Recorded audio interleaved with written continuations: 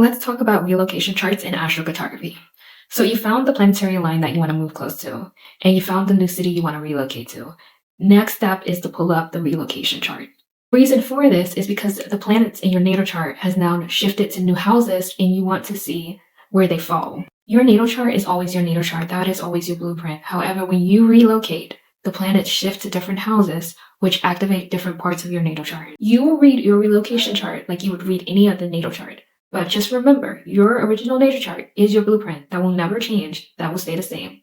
So go to google.com and type in relocation calculator astrology. Click the one that says astroseek.com. The page should look like this. You want to scroll down to the bottom. Once you scroll down to the bottom, you should see this. You want to type in your accurate birth date, your accurate time, your accurate birth city, where you were born. Now you got to make sure you have the right time, because if it's off even slightly, it's just not going to work with astrocartography. Astrocartography, you need your accurate birth time. Once you enter your birth data, then you'll type in the city that you want to relocate to, and then you'll click calculate relocation chart. So the relocation chart should look something like this. This is my relocation chart in LA. So I found this random chart on the internet, but I love it because it's a stellium chart, and I feel like stellium charts are the easiest to relocate. So a stellium is basically when you have 3 or more personal planets in a house. So say this person wanted more love and romance in their life, and they wanted to activate a different part of their chart. What we could do is we could relocate that stellium that she has in the 10th house and move it to the 7th house. Now, when we move all those planets to the 7th house, we awaken that side of the chart. And now this person can expect more relationships, more people to come into their lives, more romance, business partners in that new location.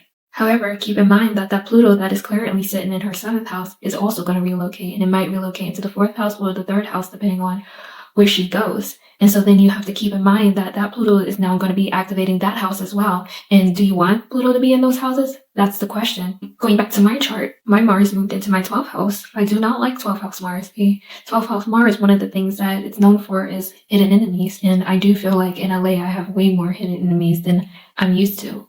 But I have a locomotive chart, which means a lot of my planets are spaced out, which means it's a lot difficult to relocate a chart like mine, because whenever I find a good place for one planet, another planet ends up going into an unfavorable place, and now I have to deal with both of those energies. So there's no perfect place. So instead, you can focus on goals. Do you want more relationships? Do you want more money? Do you want more confidence?